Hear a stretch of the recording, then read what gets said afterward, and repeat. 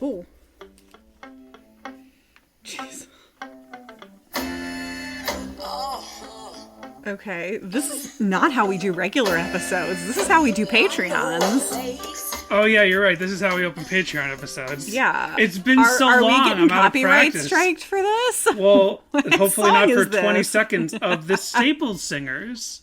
Oh, I'll okay. take you there. Apparently that's by the Staples Singers. That's right. Gotcha. That's how we open Patreon episodes. If you're not a patron, you've been missing out on our nonsense. You get over there, you get paid nonsense. Over here, you get the free nonsense. Over there, we pick a topic and then we pick a song that's vaguely related in title to what we're about to talk about. But we're still in the cold open. That's right. We're supposed to do a skit. Jessica, come up with a skit. Something about Staples. You work at improv scene. Ready? Okay.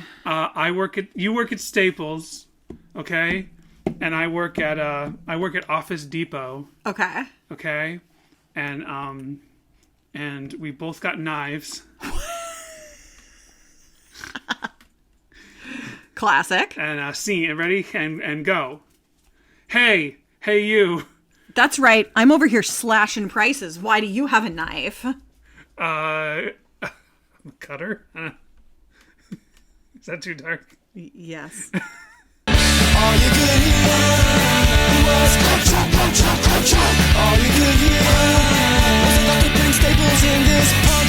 Hello, everyone, and welcome to Sadie Hawkins Pod. I guess your dark spin was appropriate for this song. Yeah. It's a weird, dark song. Sorry to just jump right into it. Well, we do have top of the show business, which Hey, you're right. everyone, how are you doing? This is a weird, dark song. So we're back. We're not talking about kids on the street this week. Danny, nobody remembers that anyway. This month. This year. I did promise in the last special episode, Driving with John Schneck, is we're not going to take a week or two. It took more than 2 weeks, but we're here. We are loving life. We didn't take a week or two. We didn't lie about that. We took 3 weeks. But we're loving life with our little boy. He's sitting right here on my lap.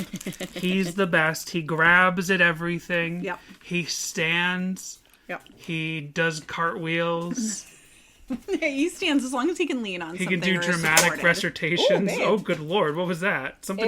April just pulled my... She wants you to remember that she's here too. She's still the engineer. She's like, I'll unplug your computer. Yeah, she unplugged my computer. And you can't plug it back in according to union rules.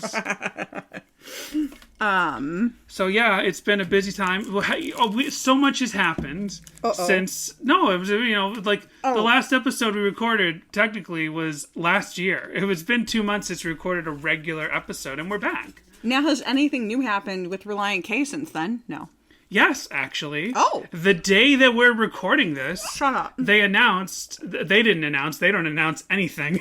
They didn't announce the Yeah tour. They don't announce they let everyone else kind of figure it out through Ticketmaster and stuff. Uh-huh. But they're playing the 4-Chord Festival. Let me get the actual name of it. I've heard. Where's that at? It's in Pennsylvania. Okay. The 4-Chord something. 4-Chord.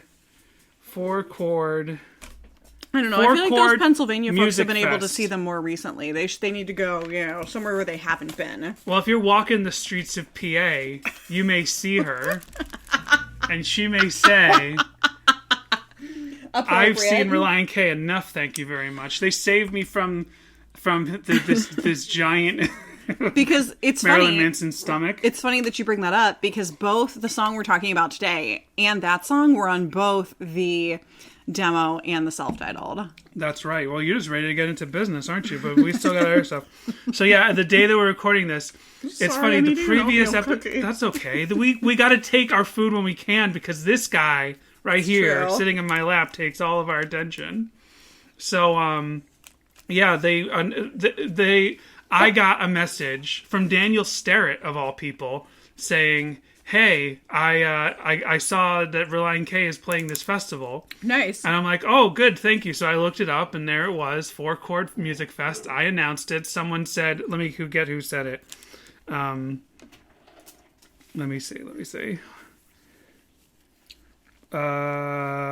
so you're telling me that Sadie Hawkins Pod via Daniel Starrett broke this news? Yeah. To the internet. Angry Tortilla, Joel, of course, said, "You guys are better at announcing Relient K's festival dates than Relient K. Amazing. And I said, I wonder if they rely on us for all their up-to-date Relient K news. So the last time we had an episode, it was recorded on January 6th, 2024. And it was with John Schneck. Right. And he was like, there's no other dates happening right now, so this must have come together pretty quickly. Or maybe he didn't know about it at the time. But that's really good news that they're still up and running in June, that they'll be back around in June. What else? We know they're up and running, just, They're running. How many other references to songs can we mention today? Thundercats. Okay, so here's a voicemail. Oh no, from how long ago? From January 2nd. Okay. Not that long ago. I saw something to like October and I was like, oh, Danny, no. This is those are voicemails from Daniel from 2021 that I've never archived away. That I assume. Oh no, 2021. I hope we played them. They're still in my inbox, so maybe I didn't play them. Uh-oh. I've gotten used to them sitting there. I don't know if I just didn't. Okay. Oh boy. Anyway, here's the new voicemail from January 2nd. Happy New Year, Sadie Hawkins Pod. It's Maggie from Pennsylvania calling again. Oh, well, Maggie. Oh, yeah. I mean, Pennsylvania is a huge state. We've driven through it. We know it's a very, very big state. But maybe if... No, that's part of the whole, like, New York, New Jersey, Connecticut, Pennsylvania. They're all close. You can go to shows all within that area. Yeah, but from end to end, which is another Relient K song. Oh, look at you. You're on fire tonight, From West End to Danny. East End, Pennsylvania's huge. Because we drove from New Jersey to Illinois one time. We were in Pennsylvania for a while. Yeah. Pennsylvania is one of the first... New York and Pennsylvania, when you're in the Northeast, and all those states are like an hour across. Then you get into New York, then you get into Pennsylvania. And it takes some time. It just takes some time, little girl in the middle. Oh, wait, that's not Relient K. I've been catching up on your backlog, but I was doing some road tripping over the New Year's weekend, and I caught up on some of your more recent episodes. I just listened to your Body B episode from like around Thanksgiving time this past year, 2023. You guys were going through like a bit of some challenging times, so I just wanted to call and hopefully offer some encouragement. For me, like the last couple of months have been pretty rough, and I've just been binging like your backlog of episodes, and they've been really just like fun and lighthearted and really nice to listen to, and just kind of help me get out of a funk sometimes. I just listened to your episodes kind of reviewing the two tour dates you went to on the Yeah tour. I was at the Baltimore show that year, and it's a really precious memory to me. So hearing you guys share your experiences at the shows that you went to and just kind of helps me relive some of those happy memories. So hope you guys are doing well, and I hope that the new year brings new and good things for you all. Take care. Well, I appreciate that. Thank you so much. Yeah, thank you. That's good to hear. Yeah, I think we're doing better, right? Definitely. The last couple months, I mean, we took a time off from the podcast, which was really our biggest stressor. It was not. Us bringing you all this joy really drains us. You know what they say? Stop. The people who are healers need healing. Oh, Danny, no. It's not true. Why do you have to take a happy song and make it sad or whatever? Well, yeah, so actually around Thanksgiving, I wouldn't have been on parental leave yet, right? Yeah. I did parental leave from December to mid-January. That really went a long way to feeling a lot better. When I got back to my job, I had luckily disconnected from so many difficult things because my number one major stress has been my job, and I'm still at the same job I was complaining about last year. But coming back to it after 7 weeks away, I've kind of gracefully been not plugging myself back into the same stressors. I've been letting them deal with it, which I think is completely appropriate because a lot of the stress that happens there is sort of like from the top down. It's not from lack of trying or a lack of working hard. Like, we work too hard and things don't alleviate. So there's kind of a top-down problem there. And I'm kind of like just stepping back and like Danny's talking about work again. Oh my gosh, put it on your Sadie Hawkins pod bingo. it helps me feel better. Okay. I'll never talk about how I feel ever again. No, you did it. You figured it out. You cracked the code. Danny will never talk about how he feels ever again. Not to you, not to April, not to Cooper, not to the people out there who expect me to complain about my job. It's just part of top of the show business at this point. Yeah, well, I guess we haven't had an episode since. No, we had an episode during my break, but we haven't had an episode since. Yeah, I've been that's back when we were to supposed work. to get like Yeah, get we were back going to get all together. caught up. Yeah. We have been caught up on the Patreon over at patreon.com/Sadie Hawkins Pod, where we open episodes. Your hard-earned dollars are going towards but we're us keeping up with the keeping two. up. We promised 2 episodes. We're doing two the episodes bare a month over minimum. there. I think our bare minimum is still, our base level is still pretty high. Yes, You know? I'm teasing, Dan. I'm teasing. Anyway, thank you very much, Maggie, for Thank you, calling. Maggie. There was also We really appreciate hearing that, and I hope that you're doing better now too. And I'm glad that we're entertaining folks. That's are what you- we're here for. How are you feeling, Jessica? All I gotta do is listen to that little laugh, and I feel great.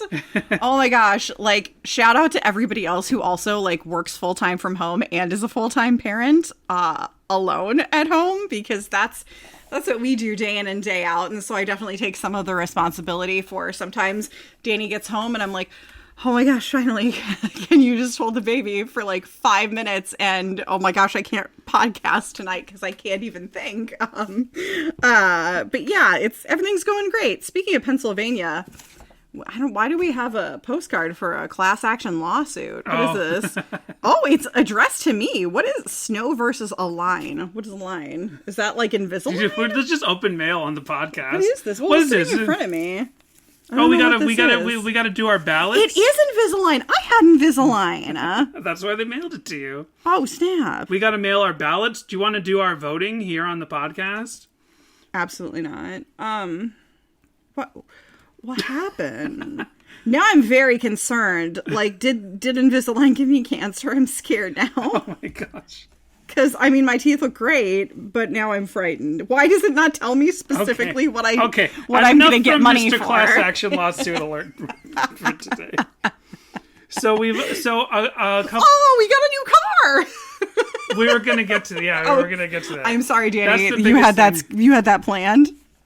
Yes. Everyone's like, nice. We don't care. Before we get to that, get on with your life. couple of people,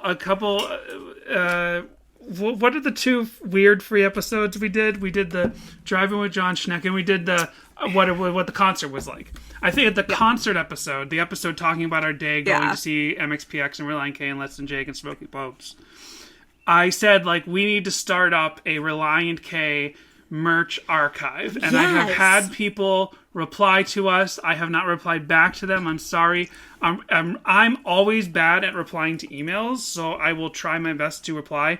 I did post 2 things that people sent us without, like, replying to them. It's like, hey, I'm going to post this. But so at least those 2 people know their messages got through. I just didn't give them a direct reply. So if you have sent us something, please know that I will reply to you. And yeah, we just are putting the call out. We want to start like archiving, or at least having some sort of we'll start with it being our social media.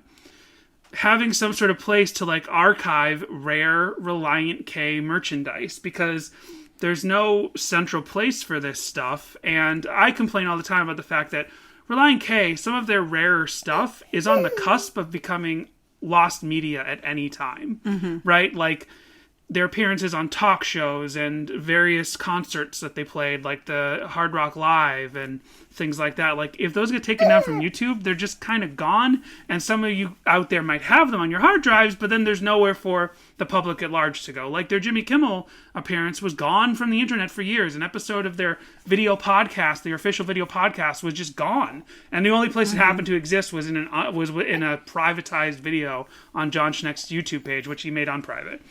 So, because Relient K is on the cusp of, like, you know, their rarer stuff becoming lost media, let's make an effort as a fandom not to let that happen. one thing I was saying is, like, let's try to archive some cool old merchandise that we all have kicking around, especially because these things don't pop up on eBay all the time. It's not like a lot of other bands, like, where, like, all their classic designs are kind of known. I feel like a lot of classic Relient, like, the most well-known Relient K designs pop up all the time. But there's a lot of Relient K designs that have just kind of disappeared, and like, you can't find pictures They of them. come out with new shirt designs, like, all the time. Yeah. Throughout their history. Throughout their course as a band. They love doing the parody merch. Like, they've got a lot of that. Cooper's upset at the idea that this stuff is going to become lost media and lost And for some apparel. reason, unfortunately, RelientK.com cannot be indexed by the Wayback Machine. So those websites and any pictures and information that was on them is gone. It will never come back. Come here, baby. Unless Relient K happens to have an archive of their own. An archive of their own. Sadie fan fiction episodes. Patreon.com/Sadie Hawkinspod. So anyway, thank you to everyone who's already sent those. I'll start replying to you. I'm going to start posting people's finds and things that they archived from their own collections. Okay, let's get that stuff away from Cooper's reach.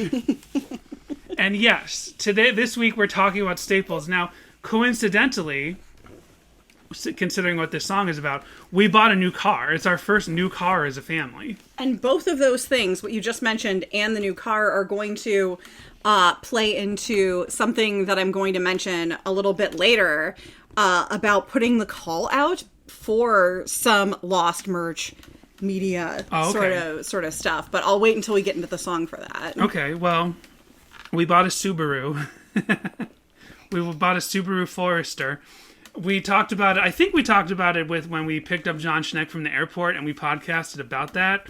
That we still have it. It's like a small sedan, and it wasn't enough room for Cooper. No one could sit in the front comfortably. Poor John Schneck was up to his, like, thank goodness he's a skinny guy. He was like up to his knees in the front seat because of the car seat behind him, and then his guitar case almost didn't fit in the car. So we're like, okay, we need a new car. So we went and we got ourselves a crossover. It was already part of the plan. Yeah. Dan's car, the transmission is going, and we knew it was an old car, so we weren't going to replace the transmission in that one. And so we got So right now we technically have 3 cars. Yeah. We should take my car and we should just go out and purposefully crash it.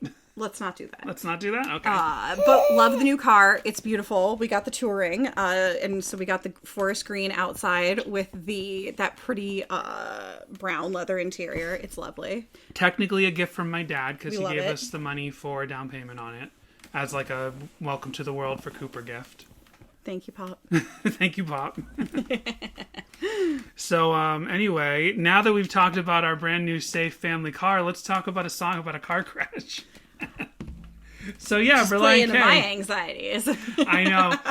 So yeah, I wanted to talk about Kids on the Street because, we had just had the time with John Schneck, and I'm like, we just talked to a member of Relient K, so it'd be kind of fitting to do Kids on the Street. I really want to involve my old high school friend Johnny, who I went to all the early Relient K shows with, like all the shows from their first through from the self-titled through all these shows we went to multiple times a year. But I'm very busy, and so getting him on the phone and getting that figured out. Different time zones, we're working towards it. But I don't want to do Kids on the Street without involving him in some way. So it's like, we got to get the episode out. Let's do Staples. It's a fun song, except for some of the subject matter. Oh my gosh. It does a lot, though, both musically and lyrically. This song does a lot. It does. The song goes Some hard. might say too much. Yeah. Oh man. Yeah. This song is definitely one of those songs where they try to do way too much, both lyrically and musically. I mean, I like the flute part. That's kind of fun. The lyrics are in no. It's like the weirdest skate punk song I've ever heard. Yeah. So I went into this thinking like, oh, Staples, that's a weird song, The first album, I discovered Relient K with the first album, so it holds a special place in my heart. I have heard plenty of fans say it's one of their 2 least favorite albums, with Collapsible Lung, I'm like, okay, I mean, before we started this podcast, I definitely would have said the self-titled is better than Collapsible Lung. Now I don't know. Now I don't know. I've sided with Collapsible Lung so much over the last couple of years. But, like, I do love the self-titled album. And as I was listening to this song, I'm like, this song, to me, honestly, it has some stuff that I feel like could bridge the gap between the Relient K of the self-titled and the Relient K we know of the future from this point. Like, I think there's a pipeline or a bridge. I think there's a narrative structure, a narrative through line that takes you from Staples to Be My Escape. Because this song does do a lot. Okay. But Be My Escape also does a lot. And I definitely don't think that Staples is like the most mature either lyrically or musically, but it is the kind of the most mature musically on this album. It does so much, and it does it with This is such a fascinating take. It does it with this song does a lot, but it does it with a surprising amount of grace compared to the rest of this album. Okay, so especially when you listen There's to a seed planted there. Yeah, there's a seed planted Yeah. there. Especially when you listen to the demo version of this song, which I was is gonna really say, wall-to-wall garbage. In the most loving way possible. I was going to say, I'm sorry, this should not have made it off the demo. But musically, I might actually like the demo a little more. But here's... Not the more cringy ka-chunk part from British Decent, but... I'm not gonna go to bat for this song over anyone who might disagree with anything I'm gonna say in this episode. But I will say that, like, the demo version, as much as this song tries to do too much, the demo version is really shoehorned. It's like it's skate punky for no good reason. It's so bizarrely fast. When it's it doesn't too need fast. to be. Like, they actually honestly needed to bring it back a little It bit. sounded like they in post fast forwarded that. Like, they sound like they Verispeed. sped it up in post. Yeah, Verispeed, like There what you they go. probably did to Ride the Lightning. That's a thing I know from Metallica. So I watched that whole video about Verispeed recently, the Janet Jackson song that melts laptops. Did you watch that video with me? I did not. There's a Janet, I can't remember what YouTube channel this was, but there's a Janet Jackson song that is capable of basically stopping the hard drives of a certain brand, because it's actually like I'm gonna say it's not the It's All acoustic For resonance. You. No, I love that song. That's my it's an jam. older one.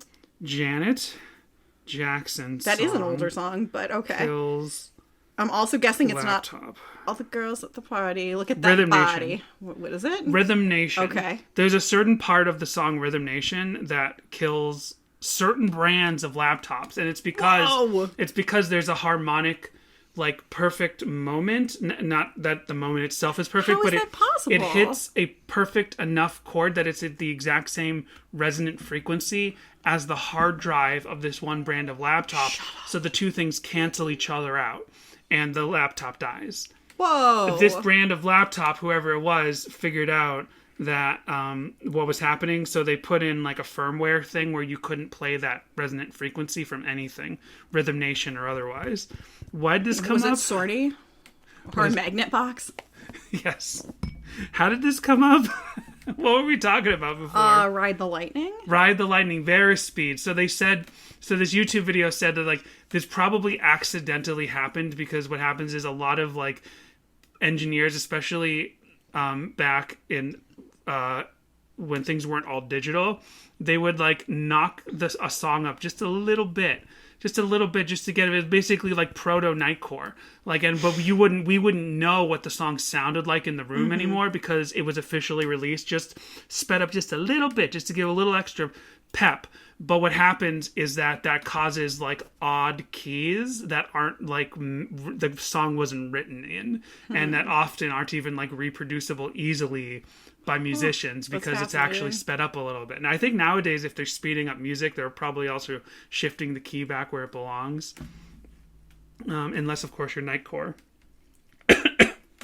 Or the awful sped up TikTok music, which here's the thing, sped up TikTok music I was like, oh, this is the next generation of Nightcore. No, because there is an art to Nightcore. You need to pay attention to how much you're speeding it up, and you never pitch shift. TikTok music doesn't pitch shift. TikTok sped up versions don't pitch shift, but they go way too fast.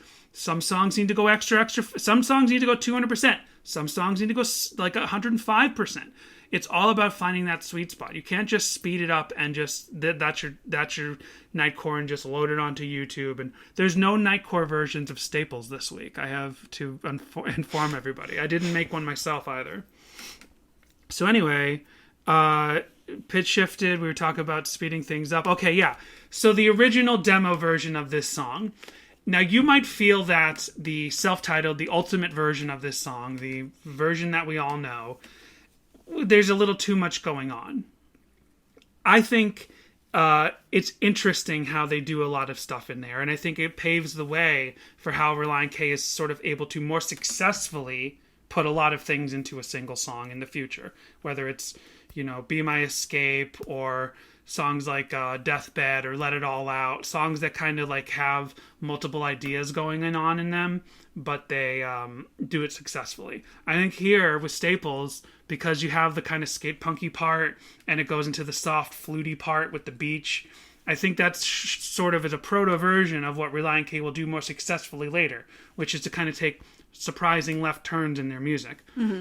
However, when you listen to the demo version, the lyrics are so shoehorned. They're going so fast for no good reason. They actually needed to pull it back just a little, the tempo back just a little bit. It's like way too fast. And what's amazing is that they took this rather poor skate punk song and turned it into something that I found very interesting. I love the guitar tone of the song on the self-titled. I think it's really unique among all kinds of any kind of other band from around this time, secular, Christian, skate punk, pop rock. Like the guitar tone on this song, while it's part and parcel with the production of the whole album, what it's doing in this song just sounds so cool. And that opening riff sounds really cool. Whereas there's no riff to the opening part of the skate punk version. It's just like and then another thing is like the song keeps just going forward. Like every part is different. There's not like a real repeat. Like you think like the ka-chunk, ka-chunk, ka-chunk part is the chorus, but it's not. It just keeps going forward, right? There's no verse, chorus, verse. Mm-hmm. It's just kind of like verse, chorus, pre-bridge, bridge. Right. It's like, I don't even know if that's an accurate description of it, but it's a constantly evolving song. And Relient K does that way more often later in their career. So I think that this is a really interesting song. And now what I don't think it does successfully is lyrically. It does, I think musically, it does too much, and I love that. Lyrically, this song does too much, and it's kind of grating. Mm-hmm. But it's also like tonally out of whack, because it has both that sense of humor that Relient K has, and a sort of dark sensibility, and a sort of penitent, Christ-centered view, all at the same time. And those things aren't diametrically opposed, but you usually don't find all three of those ideas in a single Relient K song. Usually you find two of them. You know, a very Christ-centered song that has a sense of humor, or a very Christ-centered song that is serious, or a song that, you know, maybe is sort of secular in its core, but is funny but also serious at the same time. But it's like a triangle. It's the triangle. You can't have all three at the same time. Right. But this song goes for all three. And I wouldn't say it's unsuccessful, but I wouldn't say it's successful. It just is what it is. That's a very good way to put the song. It just kind of is what it is. So this is a true story of a guy they knew in high school who really did have this car crash. A couple years ago, somebody let me know who this person was and pointed me to his Facebook page. Good Lord. And I messaged him. I friended him on Facebook. He accepted the friendship. Uh-huh. And then I messaged him and I said, hi, I totally understand if you're not interested in this, but I do a Relient K podcast, and I was told blah, blah, blah, blah, blah, blah told me who you are. And if I was just wondering if you wanted to tell us anything. I can't remember what I said. This was like 2 years ago. Mm-hmm. And it was like, if is there anything you tell us about that time, or if you'd be interested in being in the episode, but no pressure, just asking. Never heard back. Never unfriended me either. Interesting. But I decided not to push it. It's not good, Lord. I was totally reasonable about it. You were, Dan. You were. I'm not this a poor jerk. guy is just trying to live his life. Recovering from this car crash. Yeah. But hopefully his hair grew back over the staples normally, I hope so. I mean, I know if he has hair or not according to his profile picture, but I'm not doxing him. So no one's going to know. Okay. Very good. So there is this explainer from Thiessen about the song before the YMCA skate park footage that we have played in the past. We played this with a lot of the first two album songs. This is uploaded by Max Cap. We'll hear them performing the song later. It's the only live version I found on YouTube. But let's just hear Thiessen's kind of opening explainer about the song. We're really happy to be here. This next song's about my buddy Rick, who got in a car accident, and the skin on his face was flapping down here where it wasn't supposed to. Gross, but also now anyone who's on Facebook can just go and look at your friend list and be like, where's Rick? Where's Rick? Where's Rick? Are you Rick? I don't know why that seems like a David Letterman thing. Who's Rick? Where's Rick? That certainly doesn't sound like David I Letterman. can't do a David Letterman.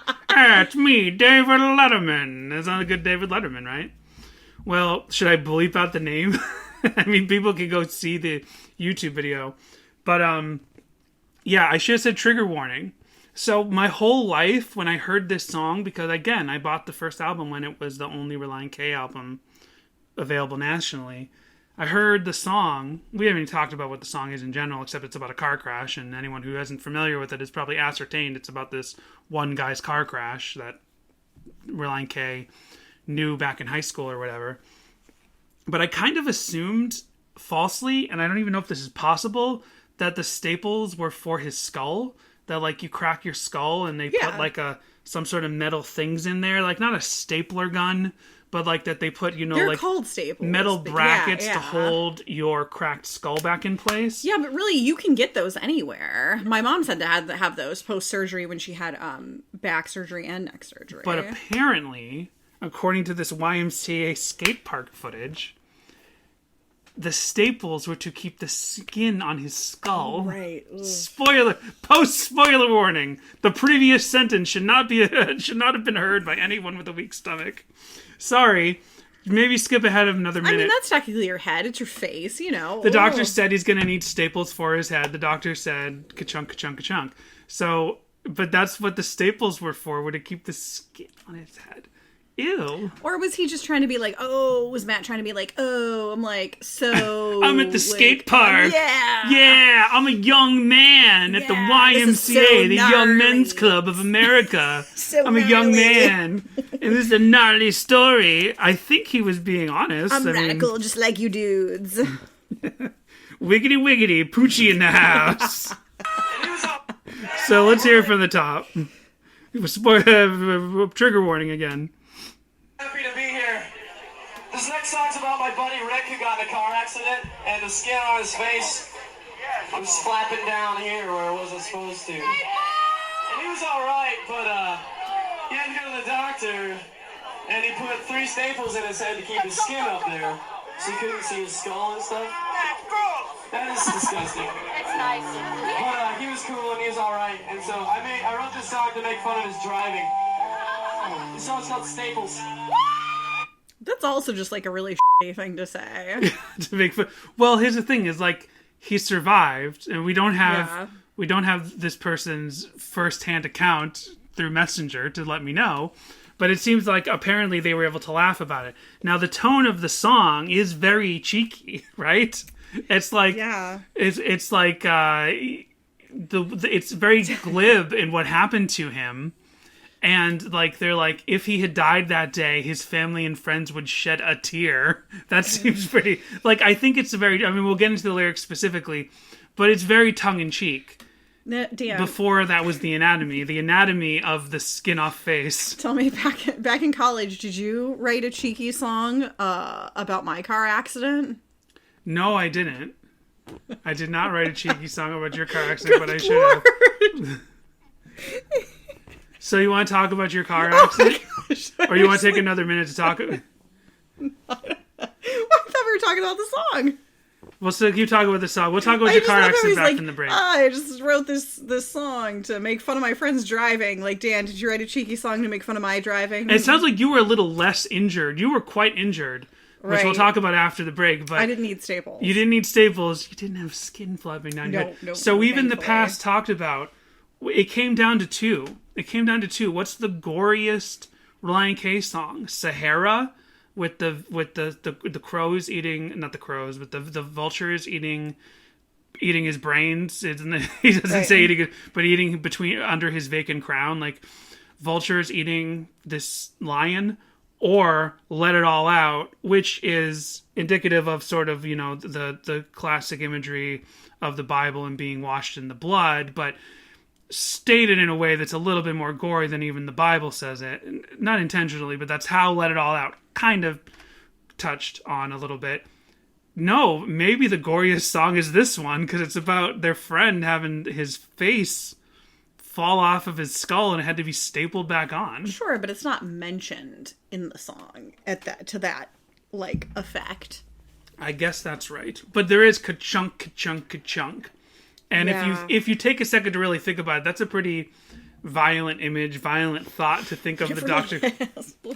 Ka-chunk, ka-chunk, ka-chunk. So let's get into the lyrics. Oops. And I know... Turn that off. Yeah, turn off the automatic there. Trash can behind you. So let's get into these lyrics and let's go on the emotional roller coaster that is. Oh no, why? I was not told we'd have to do this. It's bad enough I have to go talk about song meetings later. Because it hasn't been that long since you almost hit the tree. So if he almost hit the tree, what did he hit? That's my question. Unless almost is just syllabically what he needed to sort of get that line out. But then I question if he almost hit the tree, what did he hit? A pole? Yeah. That's the next line. Because it hasn't been that long since you hit the pole because of speed. So he missed the tree, but he hit a pole, which to me feels worse. I guess it depends. I guess it really depends. Because a tree probably has a little bit of give. I mean, George Bailey hit a tree and he didn't die. I thought you were going to say George Lucas, who did also hit a tree. Oh. Cooper's favorite movie, It's a Wonderful Life. George Bailey. He watched It's a Wonderful Life with me during Christmas, and he was going nuts. I'm like, do you love black and white movies? Florida, yeah. Well, it's like, do you love black and white movies? It's the black and white stimuli for their little baby brains and eyes. So George Lucas hit a tree? He did, yeah. He was in a bad car accident, like, back in the day. So, because it hasn't been that long since you almost hit the tree, because it hasn't been that long since you hit the pole because of speed. I was going to say, I guess it just really depends, rhyme. because big trees, that's not going anywhere. It's got the roots and everything. It's not going anywhere. But a pole, kind of depends what kind of a pole is. Yeah. You could bend that. That's metal on metal. But also, like, a tree is made of wood, and wood can have a little bit of give depending on the type of tree. A pole may not have any give, depending on how well it's been cemented or buried into the ground. I guess it all depends. Now, rhyming tree with speed, bit of a clunky rhyme. I don't think that there's necessarily a better rhyme. Clunky is the perfect way to describe this song. Yeah, McClunky. McClunky, just like Greedo, just like George Lucas. McClunky solo. No, that is not the... I'm bringing this up because I did a Greedo impression previously and Jessica in our private lives, and Jessica did not like my Greedo. This is my impression of Greedo. Ra-da-do, Solo! It's me, Greedo! Listen here, where's Jabba's money? McClunky! It's about as good as your Matt Skiba. Bing Crosby. I don't do a Matt Skiba impression. Matt Skiba just shows up. Matt Skiba takes me over. He's got that evil magic. Do you remember the ambulance that took you there? Do you remember they cut your pants, your favorite pair? They shaved your head, where's all your hair? It's kind of like a cheeky, the lyrics are a little clunky. They're very immature. It's reaching for something sort of mature, like the near death of a friend, but it's doing it in this slightly cheeky manner. But also the music doesn't... It's a mess. Yeah, the music itself doesn't really indicate that this is kind of a slight joke song. Yeah. The music is sincere. The message is a little sincere, but with some tongue-in-cheek, and not in the appropriate way of, like, you know, what they named their second album after. It's like... We know that Rick is okay, but this song makes me uncomfortable. The doctor said we need some staples for his head. The doctor said, another foot, you could be dead. I don't know. A foot? It seems like it wasn't even close. Like when you talk about accidents, like things are like, oh, by an inch, if you went another centimeter, you'd be dead. It's like a foot. A foot's a lot of space, depending on... Just depends. It depends. The doctor said we need some staples for his head. The doctor said you should have took the bus instead. Again, clunky, because obviously that's a joke, but also took the bus instead of taken the bus instead. But you can't say taken, because then it syllabically doesn't match the meter of the song. That's right. So when Qui-Gon Jinn comes out and gets you. What? Qui-Gon Jinn should have taken the bus? What did I say that... Taken, is that not the name of those movies? This is an aside. Is that not the name of those movies? Yes. I was trying to wait, when does Darth Maul ride the bus? I was like, does Darth Maul get off of a bus right before he reveals his double lightsaber? So that's what. That was verse 1 in the chorus. Do we have to keep going? Bridge. All you could hear was ka-chunk, ka-chunk, ka-chunk. Now, Jessica, do you remember being in the pit, opening up that pit, the wall of death? Everyone's just like throwing fists and skanking it up, and then everyone's like ka-chunk, ka-chunk, ka-chunk. It was like the most punk rock thing in the world. This song was before my time with Relient K. I don't actually have a memory like that, but it's like, it really feels like they were going for something a little anthemic, because the ka-chunk, ka-chunk, ka-chunk part, it's the one part of the original demo that definitely works within that mess of a skate punk song, and it still works here. Except they deliver it super cringy. Yeah, in the demo, to its advantage. All you could hear was the doctor putting staples in this punk. Did you realize that's what he says? No. Ka-chunk, ka-chunk, ka-chunk, putting staples in this punk. Gotcha. So he's a punk. So in a way, you could say he deserved just kidding, what happened to him. I'm joking, because I hate punks. I hate them. They're disgusting. They need to bathe. Bunch of dirty ex-hippies. All you could hear was ka-chunk, ka-chunk, ka-chunk. All you could hear was the doctor putting staples in this punk. So they called that the bridge, which I don't know, because this next part I think is the bridge. He could have died that day, which means he would not be here. He would have gone away. Yeah, that's how it works. Friends and family, we'd shed our tears. It's like, hey, I just want you to know. Sharp left turn into a pole. Good Lord. But the good thing would be that we would always know he would be living with Jesus Christ in his new home. What a fucking turn! It definitely is a little shoehorned. It's sort of like a tongue-in-cheek, like, my friend's a bad driver, he was speeding, and he crashed. And then to, like, kind of make it a little bit of a faith-based lesson.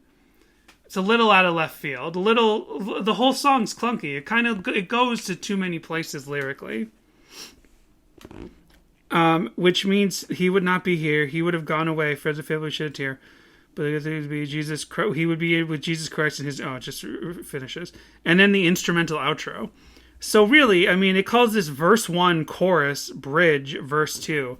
I disagree. I think it's verse 1 chorus. It's not even a chorus, but chorus. Verse 2 bridge. I don't know. Like, it's a lopsided song. It's interesting. I honestly think this paves the way to more interesting ways in which they're able to sort of like take sharp left turns and do these kind of things, but in ways that are definitely both musically and spiritually more mature. I think that this should have been a vault track. This did not need to be released. No, I think this song's so interesting because like I said, I love the guitar tone. I love this opening riff.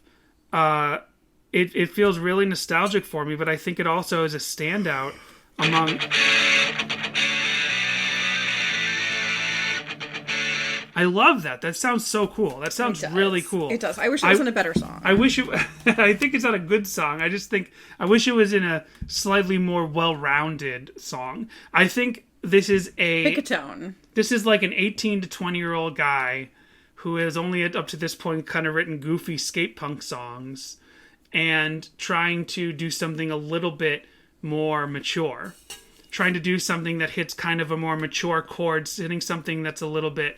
a little bit more, like, how do you, clearly Matt Thiessen, when he writes Staples, is a somewhat a far way away from writing Deathbed. And yet, it's only like 7 years, which is not really that much. Right. And I'm just rounding up depending on, like, when the demo was released. Actually, it's probably more like 9 years. Which you could definitely become a more mature artist 9 years later. Maybe shorten it to 8, depending on when Deathbed was written, if it was written long before the album was released. Whatever. I hear in this song a 18 to 20-year-old kid who is only written really goofy skate punk songs and sings on his demo with a fake British accent, trying to do one song that has a little bit of like maturity and oomph, that tries to hit this sort of like emotional, meaningful chord about like talking about fate and death. Like this is probably their first song that deals with the idea of death at all, even though the character does not die, he survives, but just contemplating that. And not quite succeeding. He doesn't quite succeed in this exercise, but this paves the way to way more mature Relient K songs down the road. This is kind of the first step to a lyrically more mature Relient K. We talk about the missed anniversary tour for Forget Not Slow Down, but we are coming up in just a short 4 years on the 30-year anniversary of the demo. You're right. Wow. Right? No. Yeah. 1998. The demo was 98. Having to think about that for a second. Yeah, the demo was 98. And when we started this podcast, we were 3 or 4 years away from the Collapsible Lung 10th anniversary, and we made it. So really, those 4 years will go by before you know it. And then it'll be 30 years of Relient K, right? Yeah, that's weird. That's crazy. Because MXPX really just had their 30th anniversary, and I'm sorry I let us down this path, because now it's making me feel even more uncomfortable than I already felt. Guys, what are we doing for Relient K's 30th anniversary? I assume that they formed in 98. Now, like, we need official word on this. I'd say, like, They Might Be Giants, like, they say They Might Be Giants formed in 1982, which was also my birth year. However, They Might Be Giants did not actually come up with the name They Might Be Giants until like 83 or 84. They had a different name in 82 when they started as a demo, so it all depends on how you look at it. Thiessen and Hoops, when do they start working together on songs? When do they create the name Relient K? Yes, they work with Mark Lee Townsend and record the demo by 98, but how long were they Relient K before that even? That's the question. Were they Relient K by 1994? Probably not. No. I mean, Hoops had to have the car, so he was at least driving age. Right, and they would have been they probably were 14 in 94, right? So I don't think so. All right, Cooper. All right, I hear you. Time for a break. Well, we'll be right back, and then we'll talk about Jessica's car crash story. Oh boy. So, one of the things that I had mentioned earlier was about lost Relient K merch, etc. Mm-hmm. Back when the first 3 Gears box set came out, Did anyone else have, there was like a special edition and it came with an air freshener, a sticker, I think, and a license plate frame. No, it was an air freshener, a keychain, and a license plate frame. And I know that I still have the air freshener in its original package somewhere. And it was a glow-in-the-dark keychain as well, and that's somewhere as well. But I'm not sure if I still have the license plate frame or not, or if it was on the car that was in the car crash when I was in college. That got totaled. So, does anyone else have this? Like, sometimes I'm like, did I make this up? And I'm like, no, I have this. Like, I owned these things, and I cannot find proof of it anywhere. And it's driving me, like, wild trying to, like, figure it out. And I've done deep dives on it, and like no one else has posted about this. If you had this, please let us know, because like I swear to goodness I can picture the license plate frame, but I don't know where it is. Well, if it was on the car, what happened there? How did it get taken away? You want to tell the story? Should I tell my point of view from the car crash? So I love that car. Miss that car. When I got my first car, I had a turbo yellow Beetle, and it had yellow rims and a yellow and black leather interior. And this is how dare you? This is 1987. This is when you were 1. This is 2006. Yeah, possibly even 5, but I think it was 2006. No, it was 6. And it was my parents' anniversary, and they were having dinner at the Ritz-Carlton, and I was driving to meet them from where I was at college, and I was running late, and I wanted to be really cool and be like, oh, I'm showing up like with a proper adult gift. Like I wanted to get them a bottle of wine, but I was only 18. No, I was probably 19 by then. So I was like 19. I couldn't do it. So I was like, oh, let me just like text my friend Danny, who's my good buddy, and yeah, we weren't dating or anything at the time. Happens to be over 21. I got out of that friend zone because I was over 21, and I was like, hey, you want some alcohol? Go on a date with me. So I like give him money, and I send him into the liquor store, and I'm like, Danny, just buy me like a nice bottle of wine with this. And to be honest, I don't even know if I specified red or white. I don't know. I'm pretty sure it was red. I don't remember. So the thing is, I was 24 at the time, and I had never drank in my life. I'd had like a sip of beer. You're 23, maybe. Were you 24? Is it 2006? So I was 24. I was 19. I was 24. No, Danny, you always do this. We are November babies. So we're subtract. So always be subtracting. Always ABS. Always be subtracting. Yeah. So in 1987, I was not yet one. Okay. Not until the very end of the year. So I was 23, and I had never drank in my life, and not for any particular reason. Not for any straight edge reasons, not for any religious reasons. I just had no interest in alcohol, and I had gone my whole life without drinking. When I started drinking, it was because Jessica broke up with me. And that is the truth, though. That is not true. We had we did. Those Smirnoff Ices when we were dating the first time I started drinking when I dated Jessica, because I was like, a party girl like this, I gotta keep up with her. Oh, yeah. Such a party girl. I was 23 when I had my first, like, full drink of alcohol. Because, like I said, I'd had a sip of beer, and I'd had a sip of iced tea and vodka that some kid offered me out of a Taco Bell cup. It's like, when I think I told you the story, but I was like 12 or 13, hanging out at the mall, and there was this kid who was kind of a bad kid, and he had a Taco Bell cup, and he'd put vodka in it on top of like Coke or iced tea or something. I'm kind of shocked that the vodka didn't eat through that cup. He was probably drinking it fast, but he was like walking around the mall kind of dizzy. He was like, you should have a sip of this. And I was like, okay, I'll try a sip of it. I had a sip of it. I didn't like it. So that was all my alcohol experience until I was 23. And we're way off topic of the car crash. But especially because we dated after the car crash. But when we started dating, I had my first full drink of alcohol.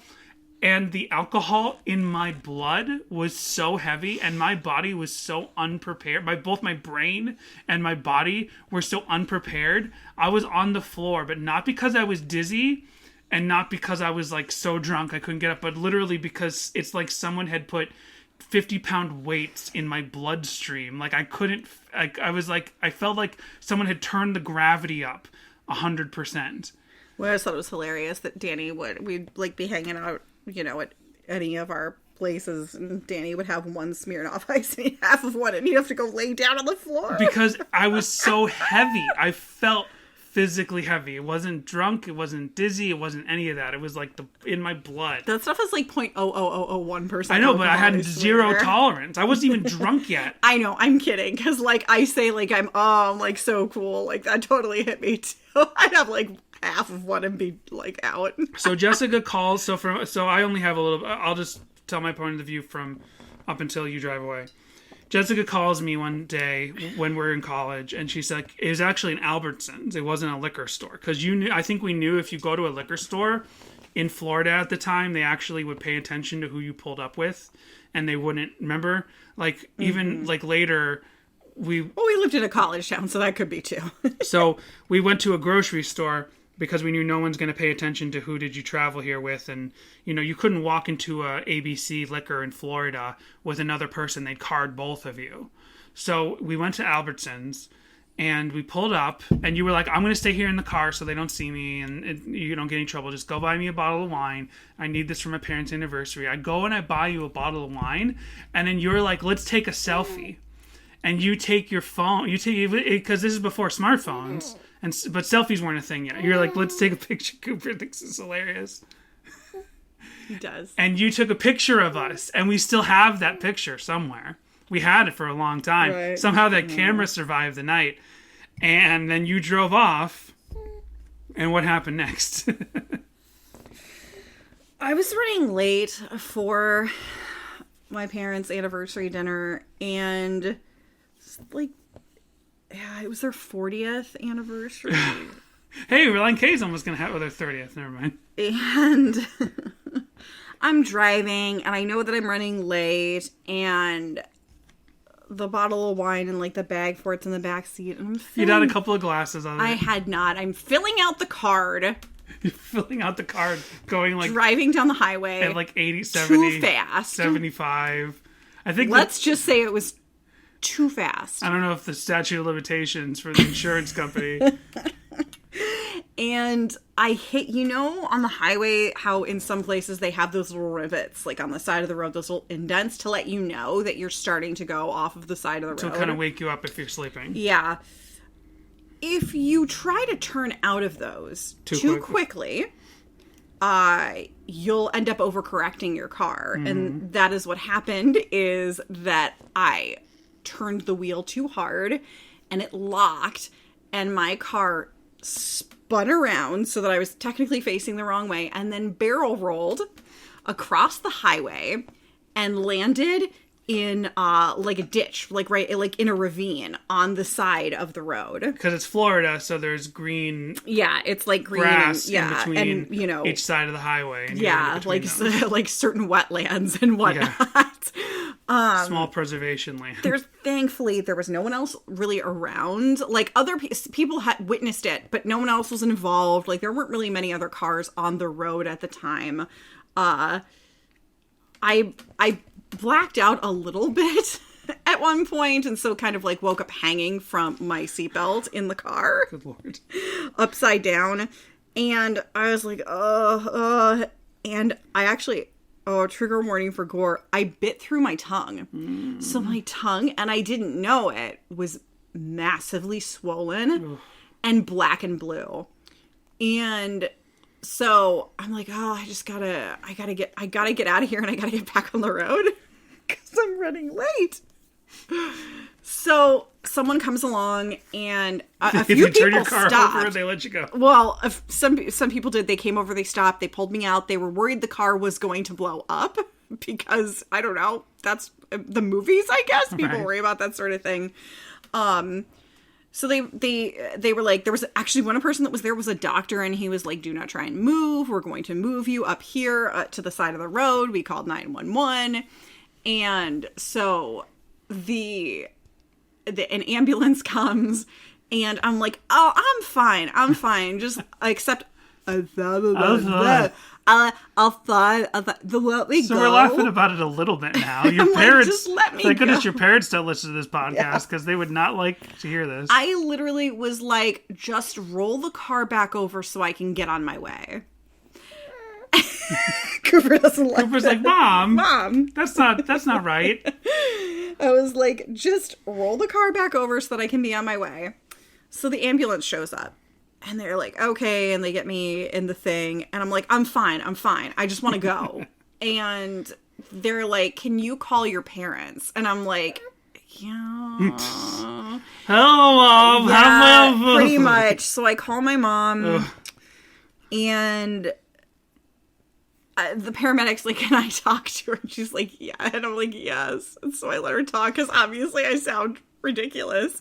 And she's like, ma'am, your daughter is over the age of 18, so technically we have to listen to what she says. We could just leave her here, but she really needs to go to the hospital. And my mom, I get back to my mom, she was, Jessica Marie Harcourt, you go to the hospital right now. So I'm fine.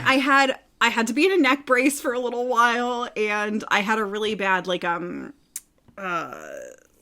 rash from the seatbelt. I had like a big, like a burn, like a seatbelt burn. But other than that, I basically walked away from that accident, which thank God I did. Thank the Lord for that. Somebody was looking out for me that day. And of course the doctors had to say to my parents as we're all sitting in the ER, they were like, the doctor was like, you know. The doctor said. Exactly. Another foot. He said if she was in any other car, she would be dead. Right, because the bug had... Bugs have those, or they used to, they don't anymore, and I'm kind of mad at the VW company for this because it saved my life. They had the rounded tops, and so when that caved in, it didn't even come anywhere close because it's a built-in roll bar, basically. Right. So that's my story. Now, I've heard the other side of the story from your parents' point of view. Your dad has told me. And they were already at the restaurant. Yeah. So they get the call, and they are, like, panicking through the restaurant to get to the valet, because it was a valeted restaurant. And they're like, we need our car now! Yeah, my dad sped to there. And then my aunt and uncle were also at the restaurant as well. And they ended up going, they didn't come to the hospital at first. They went to the site of the wreckage to help take care of like my car and stuff and get all my stuff out. That bottle of wine survived. Go figure. Was your Relient K license plate potentially frame? Yeah. Potentially, we guess that's gone. Yeah, it just depends on when the first 3 Gears box set came out. Like, I really need to look into that. So yeah, I don't know. Like, car crashes, laughing matter, but also not laughing matter. I had PTSD from that, even though it was just me being a dumbass teenager. I had PTSD from that for quite a while that I worked through with a therapist. Like, So I'm like, I'm not a fan of this song. I don't know. Like, I can joke about it now. We joke about it now, but it still is like, I mean, this sounds like it was still pretty soon to where after he had this accent and he wrote this song. And I'm like, I don't know, man. And this song's on that box set. Very inappropriate. Yeah. Well, I'm glad you survived that. And I would have been the last person. Glad? Yeah, I'm glad you survived because now we have a beautiful son. Oh, and you married me before that. Oh, and we dated before that. Oh, and I had my first Smirnoff Ice with you before that. I would have been the last person to see you alive. Yeah. And that photo, they would have like come to talk to me if there was an investigation. I don't know why there would have been an Your mom called me the next day to let me know. Hi, Danny. Just so you know, Jessica was in a car crash yesterday, and I'm like, oh. I was like, and in my mind, I'm like, am I liable for this? No, I actually wasn't thinking that, but.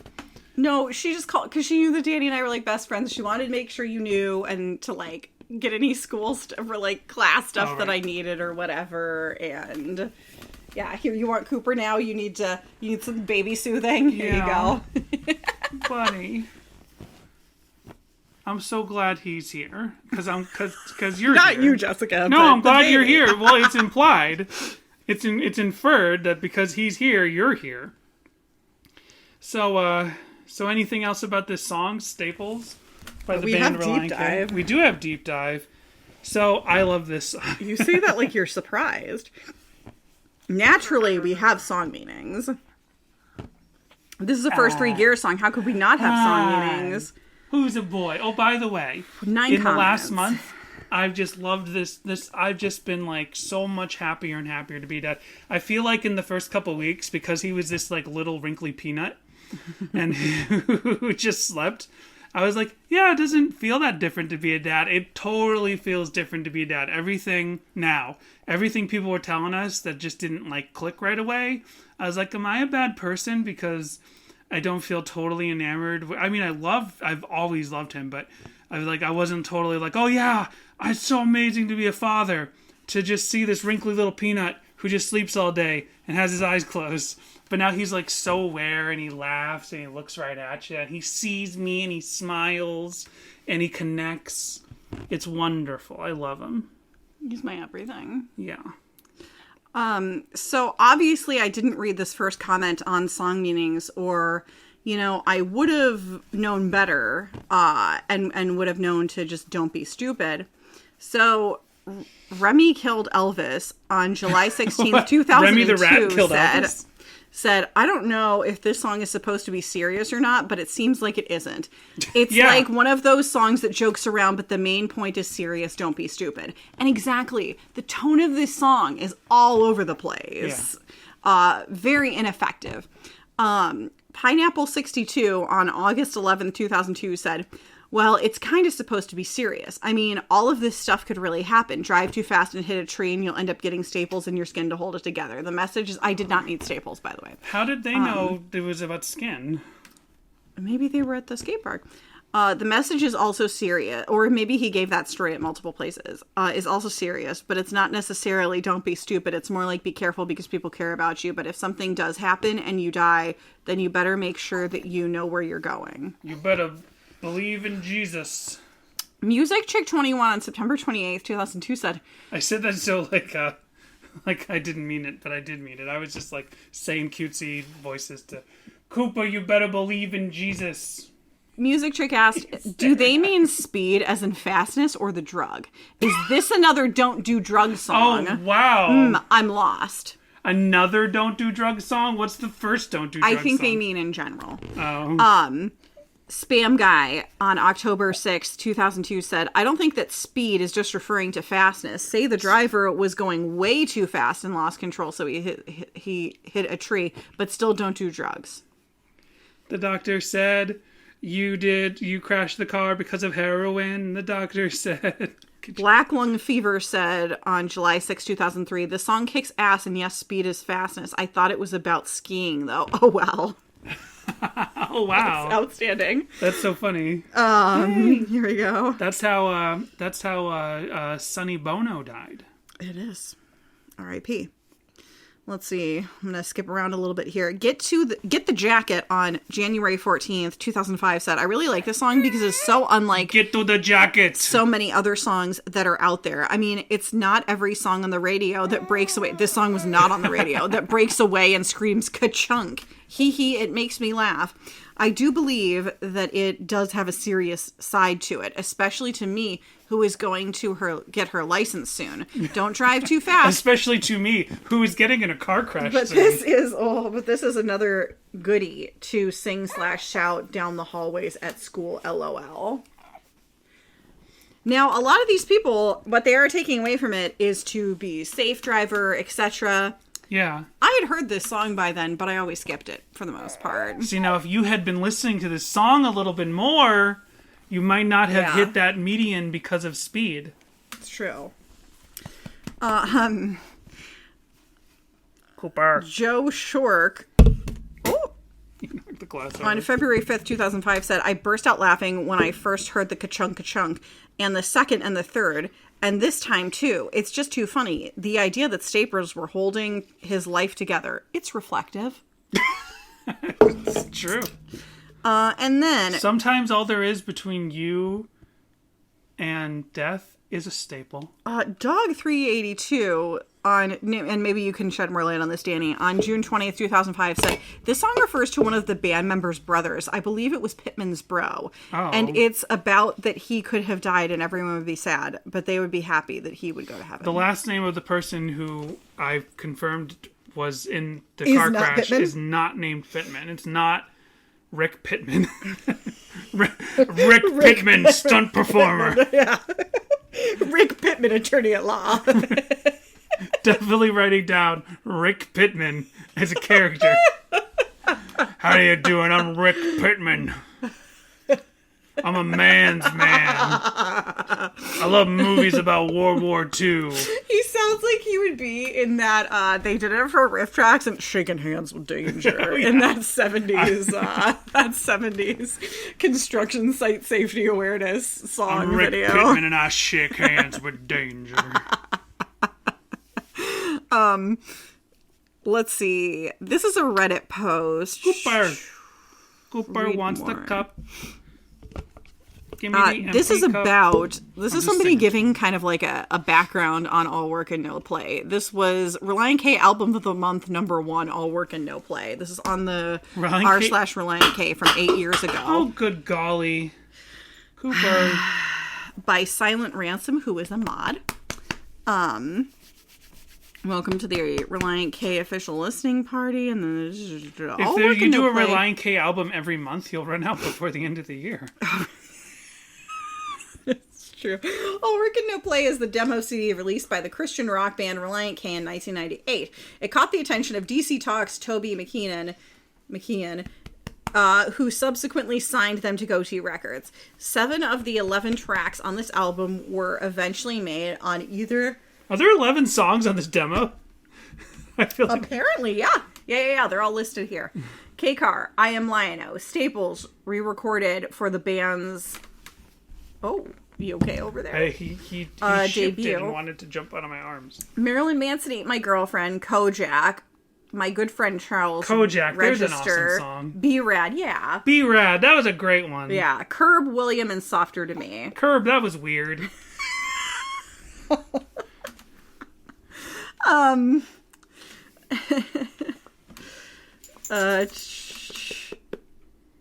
See, that's what I like about Staples, is the fact that they took this shoehorned, way too fast skate punk song, trying to do way too much, and they really transformed it for this album. They created a really interesting guitar tone. Mark Lee Townsend should probably get a lot of credit. Like, I don't know if this was his idea, because Mark Lee Townsend did both versions of the song. Right. And like, when you go from Curb to For the Moments I Feel Faint, is it, or Those Words Are Not Enough? I don't remember. It's one of those. That is glass, Bubba. That one's glass. That one's not plastic. Don't drop that one. Here, take the Polka Dot Punk. It's one thing to take a skate punk song and then turn it into a open chord worship song. Like, yeah, that's a wild shift, but it totally makes sense, because any like sort of 3-chord skate punk song, 4-chord music festival, 3-chord skate punk song could technically be like turned into a worship, an open chord worship style song. But taking this way too fast skate punk song, Staples, and then coming up with this really interesting guitar riff to open it up, and coming up with the whole flute section. Oh, he spit up on me. Good Lord. He's like, I had enough out of your talk. Having the flute section and adding all the beach sounds, like, that's really interesting. That's a really interesting way to transform this particular demo. You read some more stuff while I go wipe up this spit up. Well, I was just gonna say that this is pretty long. There's a lot of like back and forth fodder. So if you're interested in reading this whole thing, it's from r/Relient K. Silent Ransom, Relient K Album of the Month #1, All Work and No Play. And it's categorized as listening party if you're interested in checking it out and what some other folks have to say. Everybody's answers are very thought out and, sort of long, so I will leave it there. So also, one of the things that came up in my search was Collide Records for a Mavis Staples CD. Okay. Which I thought was funny. And then you can license this song through music services. Right. That popped up. You can like license it for right. What a I movie, thought was I guess, or a Staples commercial. Well, what I thought was really interesting is that, with the exception of Charles in Charge, for some reason on this website, this music services website, they labeled they put the label as Mac BLK, which I assume is Mac Black LLC, which is like Toby Mac's umbrella, I guess, corporation. And it's funny, and it's like, I would understand if they did all of that, but why is Charles in Charge Goatee Media? Well, everything else is Mac Black LLC. Well, probably maybe because it's reference, it's a cover, even though it has original content in the song. The publishing of that song itself must go through something else. Something different, yeah. So maybe Mac Black Media, whatever it's called, maybe Toby Mac's umbrella corporation owns the licensing for all of those original Relient K songs. Right. But you have to go through Goatee Media, because Goatee Media also needs to communicate with the original publishers and writers of the actual Charles in Charge theme song. Right.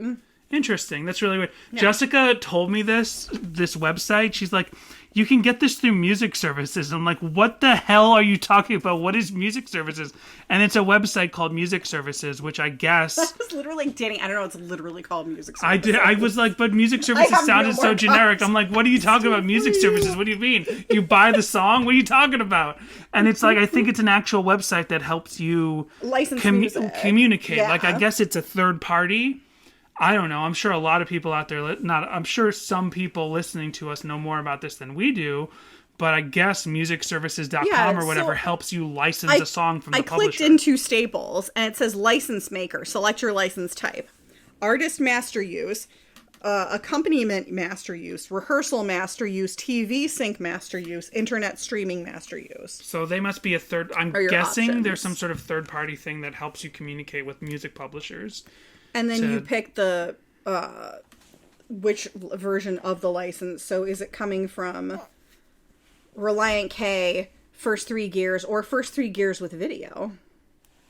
And then you request the license. So I guess it doesn't like give you an out-and-out price. You have to request the license.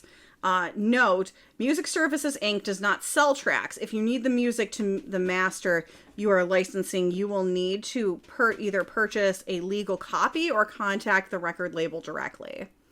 So I guess you're just getting... Ooh, that is not a phone number. I didn't want to click on that.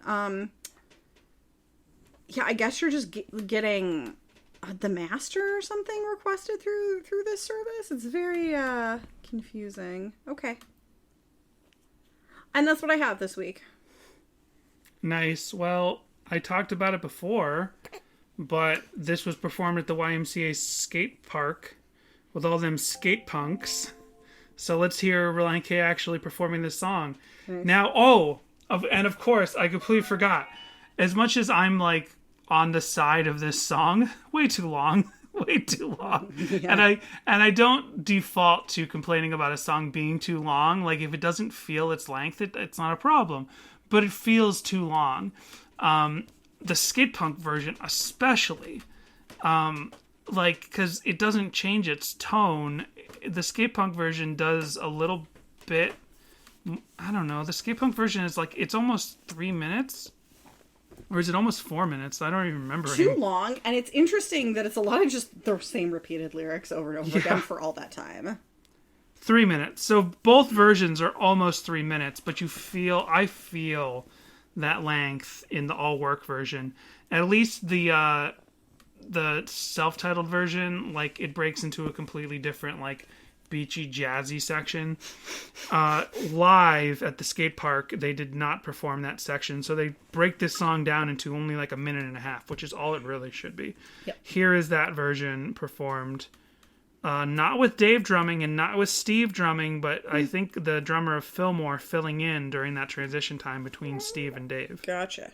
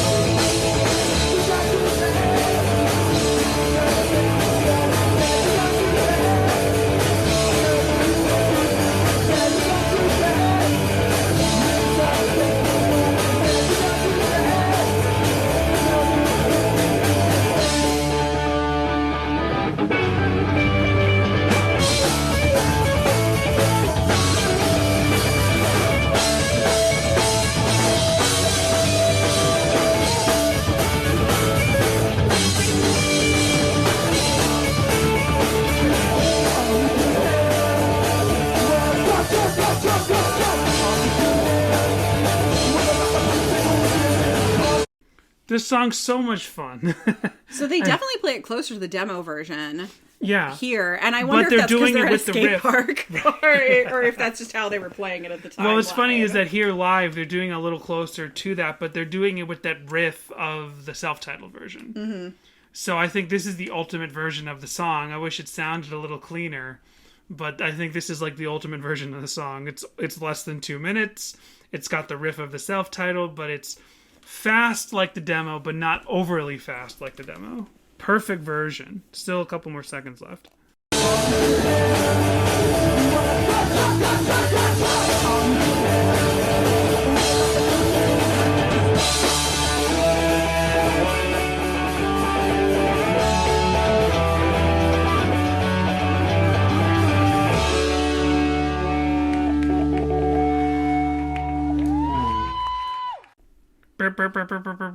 Like that's great. I don't know if that's not feedback, but I love that. That's fantastic. I wish Relient K just kept like this forever. Just sloppy. Self-titled era, sloppy, a little shitty. Why'd they have to get better? So lame. So there's that. And then interesting find, but it's not actually different content in any way, where Ben Peppard 4 years ago uploaded something called Hello McFly and Staples demo length versions. Okay. But they're not demos. They're clearly the actual studio tracks. Just change the length? They're just like little fade out versions, like 30 seconds of each song fading out. And I'm wondering if it doesn't say in the description. And it just fades out. I wonder, I know that there's a couple of different like promotional CDs bouncing around that are like impossible to get. And I wonder if this is like, here's a 30-second preview of what this song sounds like. Yes, buy copies at your Christian bookstore to sell. You know what I mean? Well, putting your best foot forward there by putting Staples on there. And so here's let me see. Okay, then there's a cover. So before we'll do, there's one cover and there's one fan music video. So we'll do the cover next. Okay, this is by, let's see, who is this by?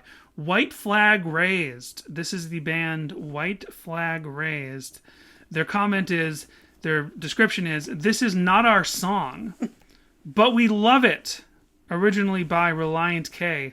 No copyright infringement intended. This was published April 1st, so joke's on you. 2012. Wow. 2012. 20,000 years in the future. Good God, I'm tired. 2012. 3 likes, less than 300 views. Here is White Flag Raised playing at some sort of like coffee house, red wall raised stage. The white flag is raised and so is the stage. There's a logo in the back. I don't think it's theirs. The Rock and Soul Cafe. It's the Rock and Soul Cafe. It's that classic Christian coffee house where they don't serve coffee. They just call it a coffee house. Yeah, this is a BYOB. BYOC. There's a part. It's called Staples, and it's about this guy who got in an accident, and part of his face was hanging like down here, so he had to get staples in his head. Good Lord, you're just copying these. Yep. They saw the YouTube video. Wow.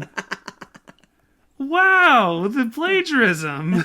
This is unacceptable. This is ridiculous. Like, you just watch that video and it's cute, but it's also ridiculous that you would be like, I'm just going to recreate this existing video. I understand, like, you live through these bands you love and you're like, I want to be like that and I want to do like that, but just like the repeat. Oh my gosh. Okay, it's just funny. So when I say, all you can hear was, you just say, ka-cha, ka-cha, ka-cha. That's how you gotta do it. It's that easy. Ka-cha, ka-cha, ka-cha. He's making it ka-chunk, ka-chunk, ka-chunk. That's not even the word, really. It's ka-chunk, ka-chunk, ka-chunk. He's a hockey fan, clearly. I love that they're really making this experience their own. Like, they're really living their Relient K fantasy. White flag raised back in 2012. I mean, good for them. But let's hear what they sound like. Cause it hasn't been that long since you almost hit the tree. Cause it hasn't been that long. This is 12 years after the album came out, by the way. I just find that funny. You hit the pole because of speed. Do you remember the ambulance that took you there? Do you remember they cut your pants, your favorite pair? They shaved your head, was all your hair.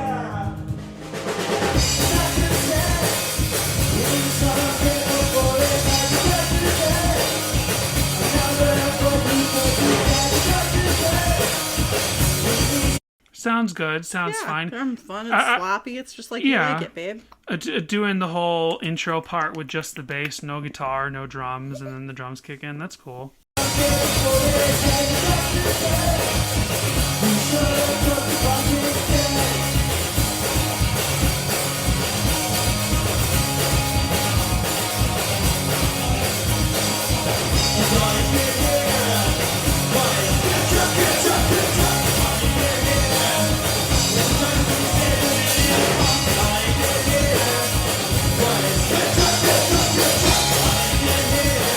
Now they don't sell the duh, because it's more than just saying ka-chunk, ka-chunk, ka-chunk.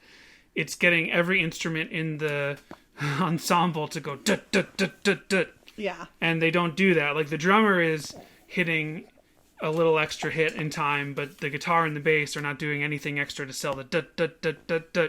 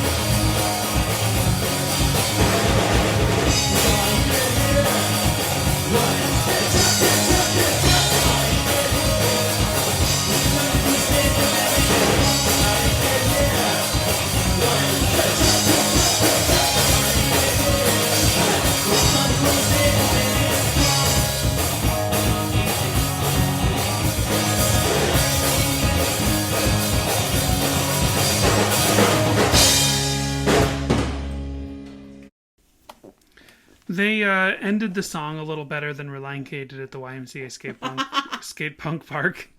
You know what I mean? Because they kind of, like, Relient K kind of just fizzled out when they played it live. But anyway. Then there's this FMV. Let's see what happens in this. I didn't look at this yet. 711 views. 711. So very emo-looking kids. This is 712 now. What? Did 7-Eleven change its name? Oh, I thought you were saying that's how many views it had. Oh, well, now they have 712. Yeah, but... That's what I'm saying. Oops. Oh. Recently. I just clicked it. I've watched a lot of Conan O'Brien clips on YouTube, so I accidentally just clicked one. Let's see. So this is a this is not actually a full. This is not a fan music video. This is just a compilation of photos of some very emo-looking 2000s teenagers. Very snow angels. They got the red and black checkerboard. Yep. You know, the black and white checkerboard. Checkerboard is like all like, oh, that's so ska and that's so ska. But the red and black checkerboard is very emo.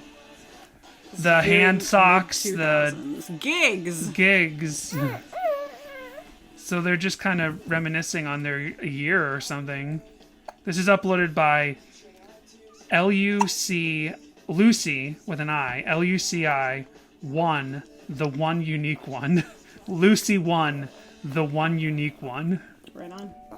I mean, if you search for Relient K Stables, it's one of 4 videos that exist on YouTube. You'll find it.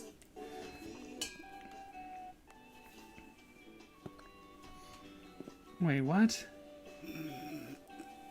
Danny. Oh my gosh. What? What's happening? So this. I can't see the phone. I know. And neither can anyone listening. So. Exactly. So none of us know what's happening. So this video from 16 years ago, older than White Flag Ray's YouTube video covering the song. 16 years ago, this video is just called Staples, uploaded by Lucy, the One Unique One. And it opens, it says Staples. And then it shows a bunch of it shows a bunch of photos of all these emo-looking folks. And then at the end, a credit scroll goes by. Oh, good Lord, I dropped the remote to the air conditioner. A credit scroll starts rolling, and it says, "Thanks for watching our music video. Before I say any further, I feel like we've seen this before. Guitar and vocals by Lee Jackson. What? Guitar and background singing by Luke Allen. Lies. Bass guitar and background singing by Ryan Granger. Lies. Drums by Steve Hill. Lyrics written by Luke Allen. How dare you? Carry on listening. Comments needed. Thanks. This is presenting itself even more than White Flag Ray's kind of like living the Relient K dream. At least they were like, this is a Relient K song or whatever. This is literally this person took a Relient K song. Not cool, man. Not cool. And are trying to pass it off as their own. I guess it says 16 years ago, 2007. Because YouTube rounds up and down the whole 16, 15, 10 years ago thing differently. 2007, I suppose, on a version of YouTube where these things are not being paid attention to, you could try to... where people mislabel songs. Oh, here's MXPX playing Barbie Girl. Oh, here's Weird Al Yankovic doing a racist song about Chinese food. None of these are real things. They are all mislabeled Napster files. I'm sure back then you could take a Relient K song from the first album and assume no one's ever heard it, and sort of like try to pretend to pass it off as your own. I definitely feel like we have seen this before, but we haven't come across it that much. Fascinating. And I thought it was like a full motion music video, but no, it's just a compilation of photos, and then they pretend that it's their song. This would, I mean, or are they just telling us that no? Because it says the song was written. Or does it say songs written by? Yeah. Like, are they right? So songs, plural. No, not just one. No, they're definitely trying to be like, I didn't say the song you were listening to was written by us. So I'm like, but they're they claiming did not to be a say band, it. right? They're claiming to be a band. So I guess they're like, here's our stuff. Here's us. Here's our gigs that we did. Here's allegedly. Our gigs. Here's a Relient K song. Here's a Relient K song. But if you think it's our song, well, I didn't say it isn't or is our song. Right. Interesting. Okay. Well, do you remember you went to court because of copyright? Do you remember? Exactly. Goatee took all your money out of sight. Well. Anyway, I think that's Staples. I think that's Staples. Their Staples is a store. It is. We mentioned that at the top with the whole little bit we did. But that's a store. Did you, when you saw there was a song called Staples originally on this album, did you think, oh, is this song about the store? No. Because I think me and my friend Johnny did think that. Oh, when we wow. Saw, not that we literally thought it's about the store, but like, why would you call a song Staples? Once you hear it's about like skull staples, you're like, okay, that makes sense. I mean, I wouldn't have thought it was about skull staples. I would have thought it was about like staples. Yeah, like here's a song about the workaday world. I'm working at my job trying to make some money. You know, school, whatever. Using these staples and it's not that funny. We're working 9 to 5. It's a way for me to get some money. I'm like an AI making up a song about working 9 to 5. Cooper, that's a doggy. I'm showing him a flashcard. That's a doggy. All right, well, Jessica, what do you think of this song? Do you like it more, the same, or less than before we talked about it? I think we know my answer. I think I like it a little more. Well, there you go. That's my answer as well. I knew what your answer was going to be. Cooper, what do you think? We've never asked you. What do you think of this song? He's like, Dad, this is the first song I've ever heard in my entire life. Which is not true. It's not true. He's heard a song that's like Baby Shark Dude. He's not heard that song. He's heard a lot of songs. No, I think he did hear Baby Shark. The first time we gave him a bath, we put on bath time songs, like a Spotify playlist, and that came on. And I was like, whoa, the song's really dark and kind of morbid. Like, so yeah. Yeah. What happens? They're like... Baby Shark, he hit the pole of the tree. Baby Shark, he got some staple C.